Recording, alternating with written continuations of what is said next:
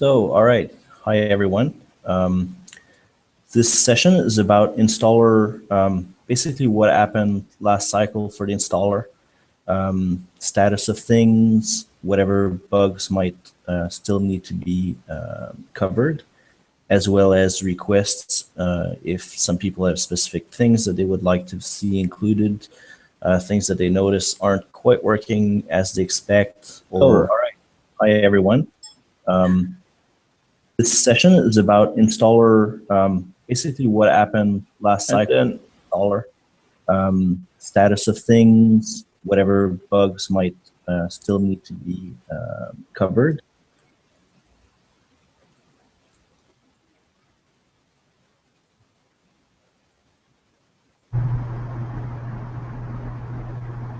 Hey, Adam. Hey, am I making noise? No, you're good. Oh, good. New laptop, just had to install the plugin. Have no idea if it works. So. All right. So I added some things on the agenda. First, just a quick overview of what happened last cycle. Admittedly, there isn't much because I only started looking at the installer in any kind of like in a regular manner very late, around January. And before that, I wasn't especially following the developments that were happening. But things I can talk about are multipath fixes that we did in the I, or well, multipath installations, and a bunch of fixes for EFI installs. So basically, when you'd install, for instance, a virtual machine in UEFI mode, it would behave properly. Adam, do you have anything to add to that? Not really. I just wanted to show up to see what you were going to talk about. Right. Cool.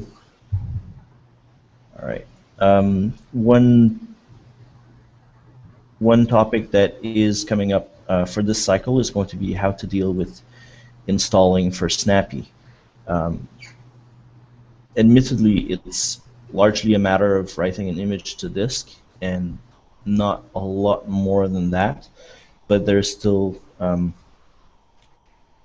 one still needs to account for the fact that the images that are written to disk aren't really customized for the user. So there still is a requirement to do some amounts of customization, adding a username for whomever is going to be actually using the system, changing time zones, keyboards, all that stuff. Right. So arguably, and we've done this in the past, if you remember the old ARM pre-installed images we used to ship, yep.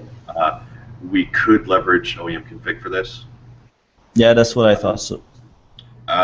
However, we would have to teach Ubiquity about all of the oddities of Snappy. The fact that things are effectively read-only, and there's stuff that we cannot change and will not change, and whatever symlink messes we have and bind mount messes. So we need to understand how Snappy is put together. Probably also throw our weight at that and tell them when they're doing something that's really silly, so that we can get it all fixed and cleaned up, so that Ubiquity and Snappy can get along happily. But I think that's probably the smart way forward, because OEM config really actually works really well for this. And OEM config actually gets more eyeballs when we use it for this. I note that when we used it for the RMHF pre-installed images, OEM config was in really good shape, and when we stopped doing that, the condition of OEM config slid drastically, which made a lot of OEMs really unhappy. So leveraging that part of Ubiquity is kind of a win for everybody. Mm-hmm. It also seems to me like we have something that is fairly similar in the, well, at least part of the way to what we want in terms of logic for installing a system using one image, because Live Installer already deals with a symbol, basically a large file system image that it's not copied exactly the same way, but we can probably make use of the logic that there is in identifying a particular image that you might want to use for as the base of the system. So that's a different thing entirely, right? Because with OEM config, I was right. I'm not talking about customization here. Right. I'm talking about actually writing the image to disk. So that's an interesting idea. Would be to leverage DI plus live installer, and then you get your customization done up front, and then slam the image on there, customize it, and you're done. It's hard to say what the majority of Snappy use cases are right now. I mean, right now I think most of them are download an image, blat it to disk, and be done with it. In which case you want the installer to run after first boot, not before first boot. But there might be a before first boot use case as well. Certainly going forward, if we do like a Snappy-based desktop, for instance, before first boot's probably the right time to be running installer bits rather than after. So we may have to look at leveraging the entirety of DI and Ubiquity and all of that to figure out how to cover every possible use case. And to begin with, just actually knowing exactly what's expected for these images. Yeah. There are some questions on IRC, so I didn't even cover join the them. channel. Huh? I didn't even join the channel. Which one is it? That's Ubuntu-UOS-core. So question 1, dominant. The keyboard icon needs to be the same height as the stickman at boot up, because it just looks lopsided and ugly otherwise. Okay, so I guess that's GFX boot, and as Brian mentioned, it should be a bug. So I can file that one. It's not a problem. Oh, he's talking about the keyboard equals man thing in graphics boot? Yeah, I think so. But we'll just confirm that. And the other one, the green ticks are out of line with the checkboxes for third-party software. It needs realigning, and there's a YouTube video. Cool. So, I mean, both of those, dumb on it. It looks like there are bugs, and we'll talk after the session so that we can file those together, I guess.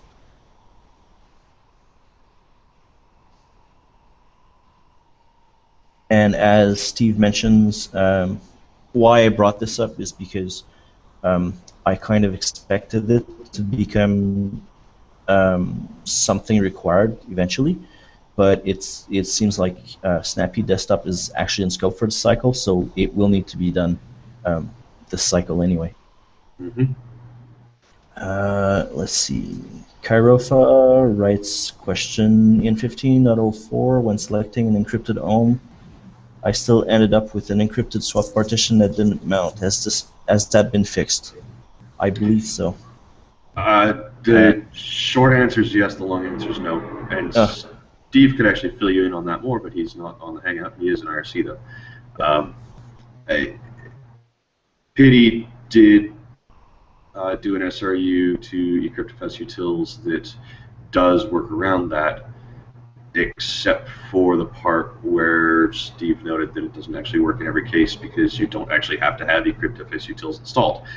So there's still a little bit of work there to make that almost works.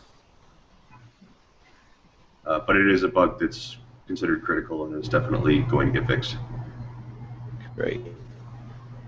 And let's see.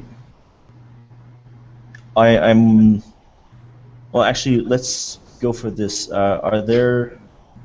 We'll just take some questions about Snappy with regards to the installer, and then move on to the next agenda points. So, Jan Orlin, I don't know. So how will testers report problems with Snappy installer? So I think the answer to that is the same way that you report problems with any other installer, in that we need to figure out what the installer is first. But assuming that the Snappy installer becomes something that is Ubiquity-based or debian-installer based or whatever, then bugs would get reported against the appropriate package as they would for the classic installation experience.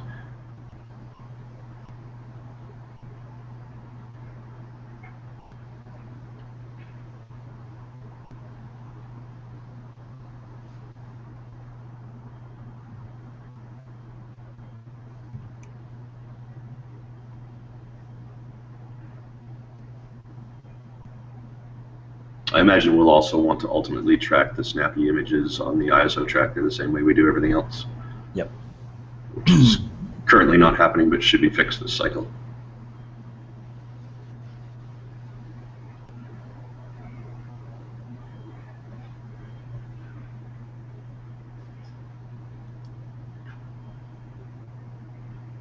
Okay, so let's keep going, and perhaps we'll get back to Snappy if it's required.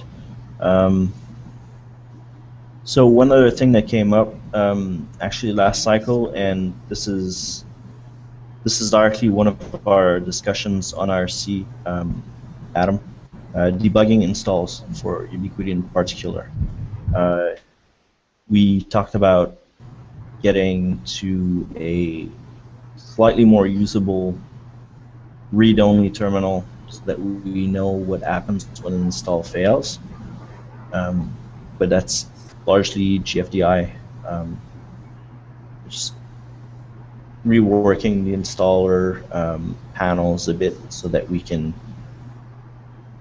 properly see what happens, and so that it's more helpful when we can, and to the point where we can ask someone who's having a particular issue that we don't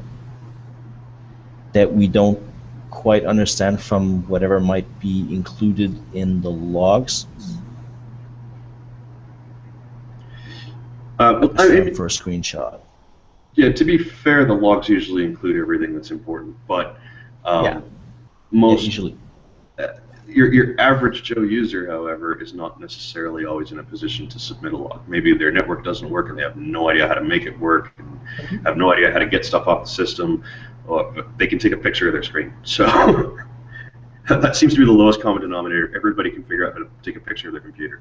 I think there's also the fact that in some cases they might not know that they should be reporting a bug or exactly how to do it or against what.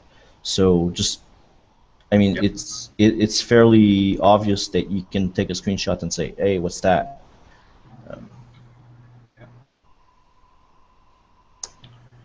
Great. If you do intend to work on that one, on the making the terminal more useful thing, keep in mind that we do have a bug that was filed where the terminal, where that entire window, and especially the terminal widget, is hilariously broken if someone doesn't have a slideshow. So we should actually make sure we deal with that correctly, because apparently there are some derivatives that don't have slideshows and just have a teeny tiny itty bitty install window. And the teeny tiny install window is correct, but as soon as you hit the expander, you should get a massive window with a terminal. That actually also happens for the automatic installer, where things are preceded and then you don't actually see a slideshow.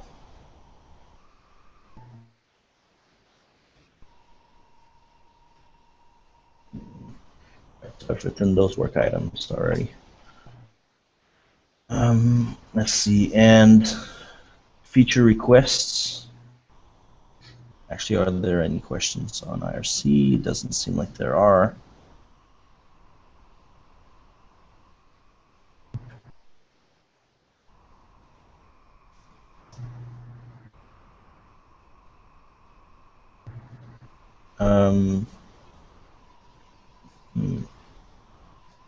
Actually, Walter did want to discuss a DI problem that he sees,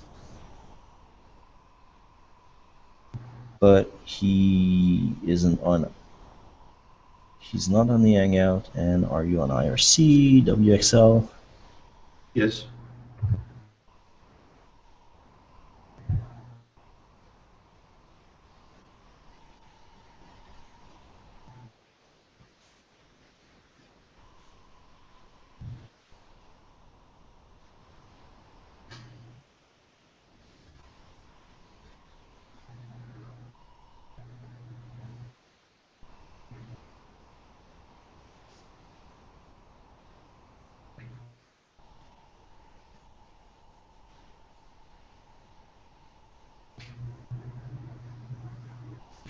Well, okay, he sort of is.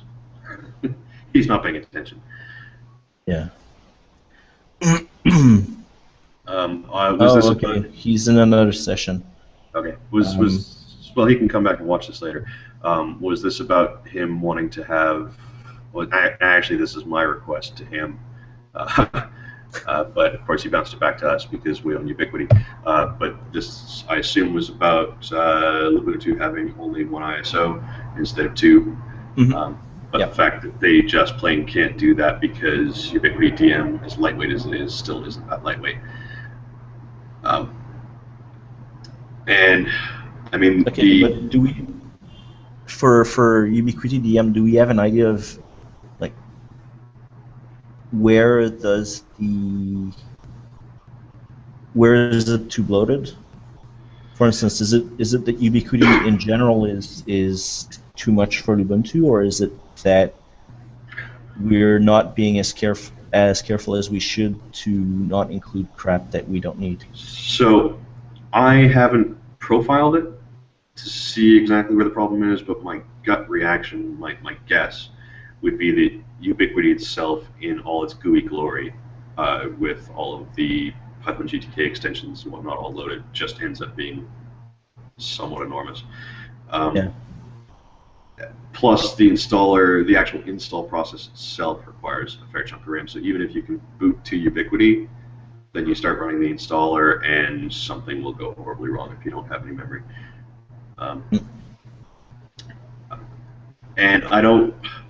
So I feel like a text-only Ubiquity might solve this problem, but it still might not, depending on how violent text-only Ubiquity is as far as its use of RAM.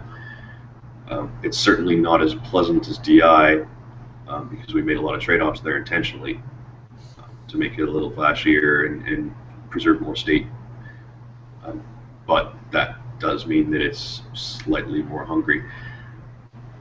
The other thing to consider here, of course, is that the reason text-only Ubiquity isn't really a thing is because we don't have a text-only partitioner. And one could probably work around that by somehow running the actual partman from within Ubiquity rather than leveraging partman backends. And you might be able to get yourself a partitioner that way. But it's a ton of work that I feel like we can't commit to per se, but I would love to see patches. That's sort of my take on it. Yeah, because I'd love to see them reduced to one ISO if they can, but I don't know that it's something we can do for them either. Unless we have a reason for doing it for other nefarious purposes. Right. Well, I mean, I guess I can write down as a work item for that we should spend time to profile Ubiquity DM so that we at least know where the low-hanging fruit are. Yeah, we absolutely should be profiling Ubiquity in general anyway, because it does appear to be more of a hog than it should be, because what it does isn't much. And I remember there was at least one bug about the way that the panel was being drawn on screen, and that was affecting Ubuntu, I think. And that's kind of part of it, and probably not helping for a bunch of things, really. Let's see. Lainey mentioned Ubiquity on Mirror.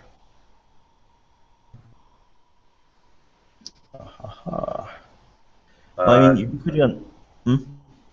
Sorry, go ahead. Well, I'm thinking this is more or less just changing how Ubiquity DM starts.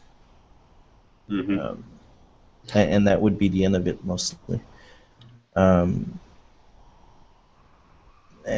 I'm guessing we can make that an option based on whatever environment variable might be set. Well, currently the way we start Ubiquity DM is just by statting the file system to see what bits are there. So, I mean, again, if you wanted to build a hybrid image that could do either, sure, you'll need something from the bootloader. But if you just want a mirror-only image that always boots to mirror, And it's the same thing we do right now. We check for LXDE, we check for this, we check for that. You just check for mirror at the top and start. Oh, actually, you could even do that straight with systemd. Yeah. Yeah. Yeah, I don't think it's it shouldn't be hard right up until we run into a bunch of bugs and find out it's hard. That's my take. It's usually how it goes.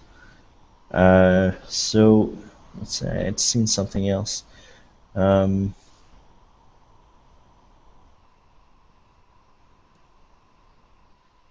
Right, so that's what we were discussing.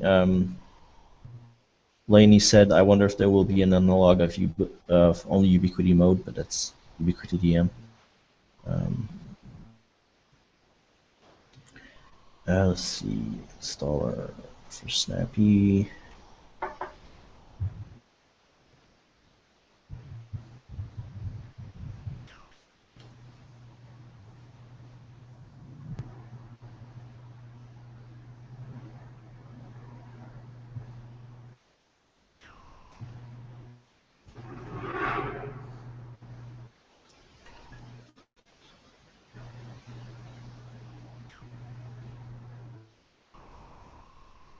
So, Laney, that's actually what I meant. Rather than start an X server, it could start mirror and then roughly do the same, even though it probably won't be able to draw its own panel in the same way. I don't think we have much lag. It's a couple minutes, I think. Huh? It's a couple minutes of lag, I think.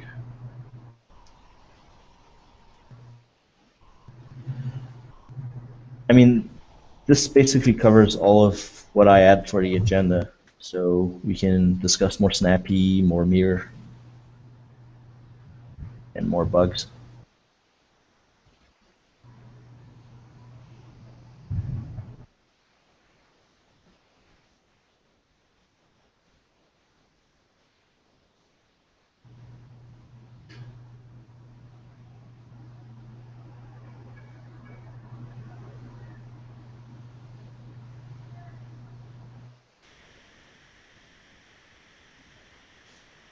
Oh, yeah.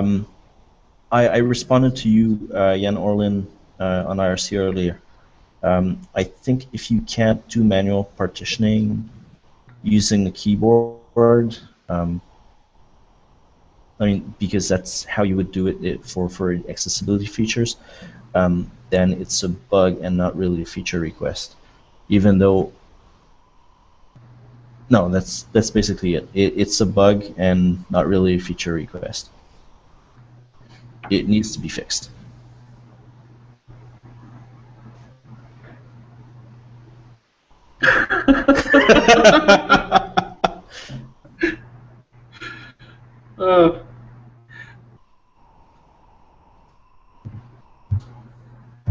And now neither of us is saying anything, so no one has any idea what we're laughing. That's the best part.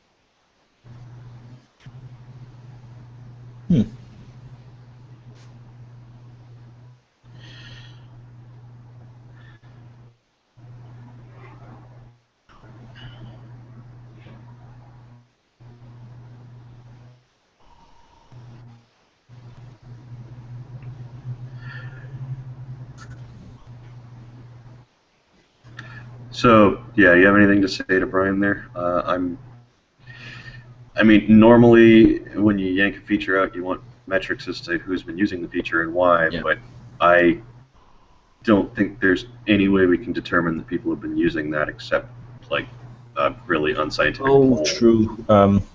I don't think it was actually writing anything for in the log in that case, or anything special, I should say. Yeah, like it doesn't alter the installation media tag or anything like that. Well, on the other end, we could potentially fix it so that it does do something special, and then we can remove the release upgrade option later. But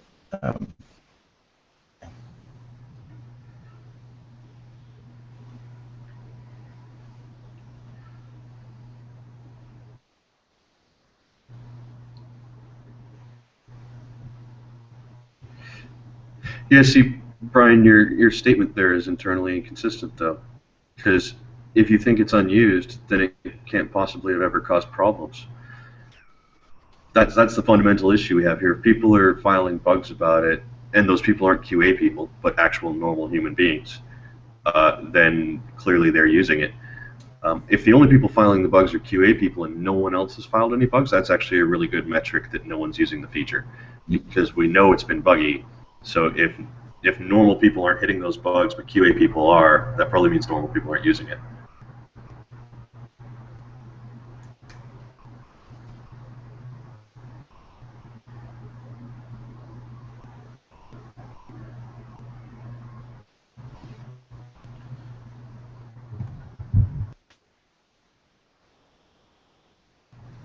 So Matthew, actually, um, the the other thing I hadn't thought about with this uh, text mode ubiquity versus DI versus graphical ubiquity Lawler skates thing in an effort to have one ISO to rule them all is, given that we have live installer and that works just dandy.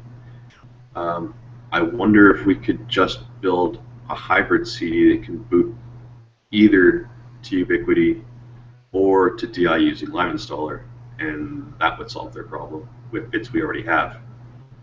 Mm-hmm. Well, I mean, there's already a lot of what.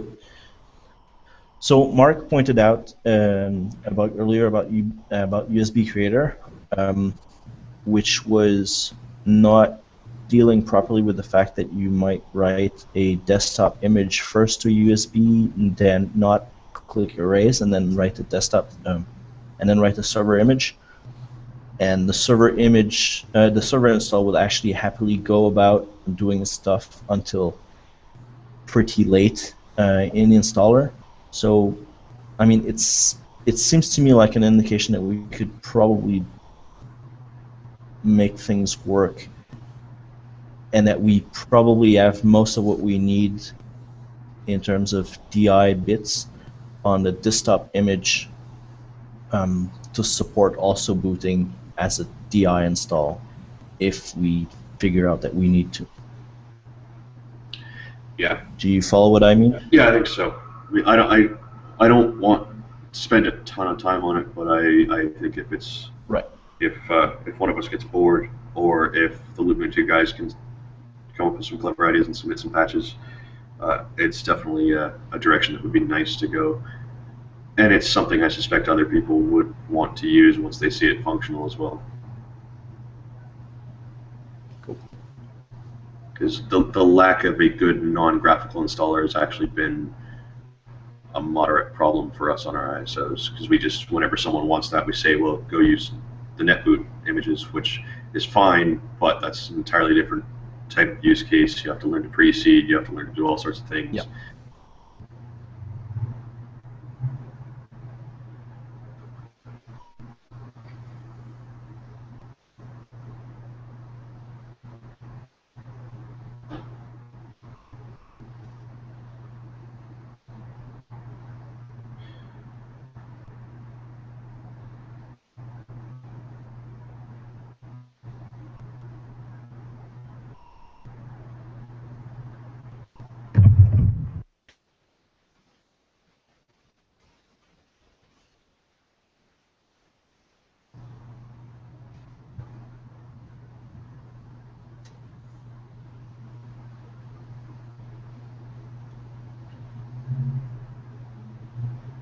Right.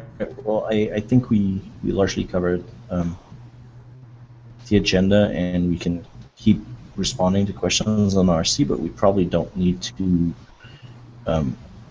do that while being recorded.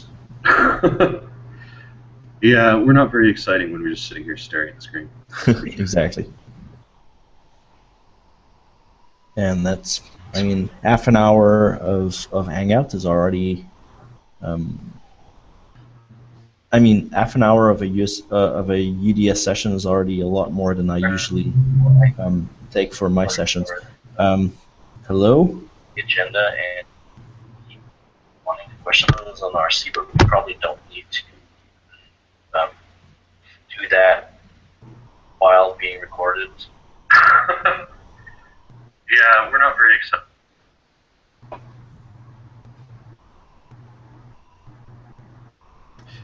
Right, so if you want to kill this one, go ahead.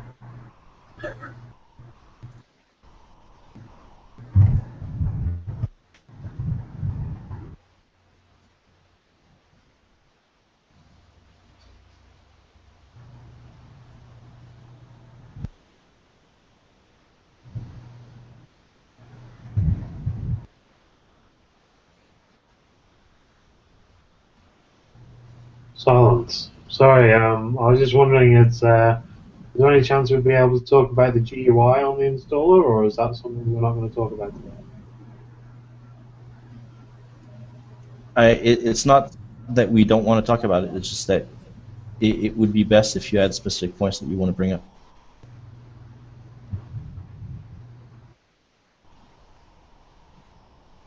And I'm assuming this is Request or specific laggy.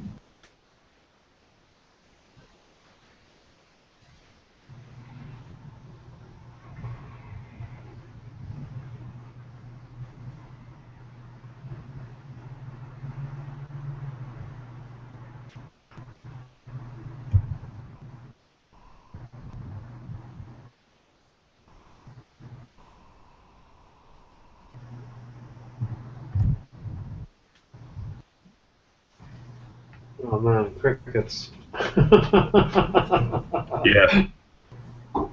If there were specific things you wanted to bring up, oh right, was there a question? I didn't get that key word in what you're trying to say. Sorry about that. So yeah, I was looking at the installation of Ubuntu, and in the installation of pick a name, username.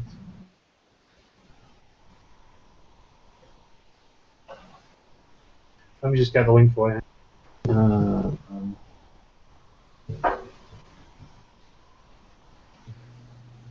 I'll paste that into the chat window.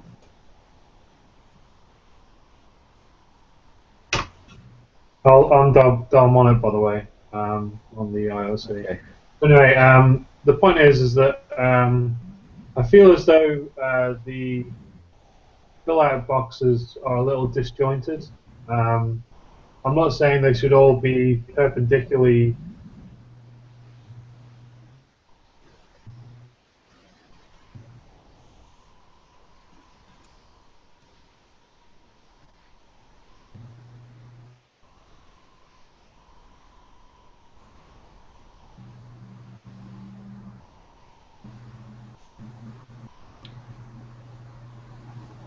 Did he freeze for you too? Yeah, he did.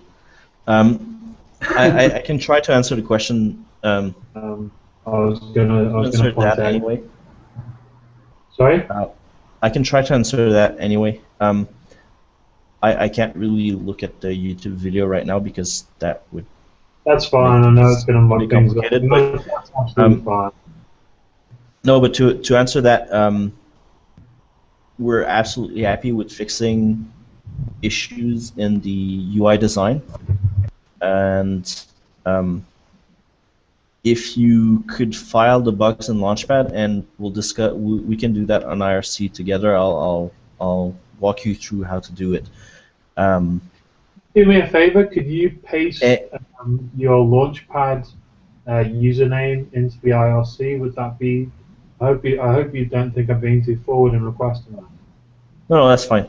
And where I'm getting at with this is that I think for some of the wording, it might be a matter of differences in how people expect strings to be worded based on their localization. So, for instance, I might expect that I don't know where you're from, and the installation complete string, to me, being French Canadian, it seems quite fine. To somebody from the rest of Canada, might find it slightly odd, but probably fine anyway. But someone from elsewhere in the world, in English-speaking countries, might find it completely wrong in terms of how it should be worded, how it should be capitalized, and whatnot.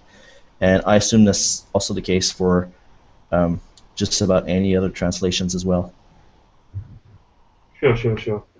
Okay, well, that's very complicated. Unfortunately, I'm just a noob, so I'm going to bow to your superior knowledge on that. I just thought I'd put some aesthetics books across. I hope you don't mind me doing that. I'm going to leave the hangout now, but good luck. I'll talk to you again later, and happy hacking. All right. Thank you for bringing these things up, and I'll walk you through how to follow the bugs, and we can deal with them. As soon as it comes up. Okay. Thanks everyone for listening and asking questions. Bye bye.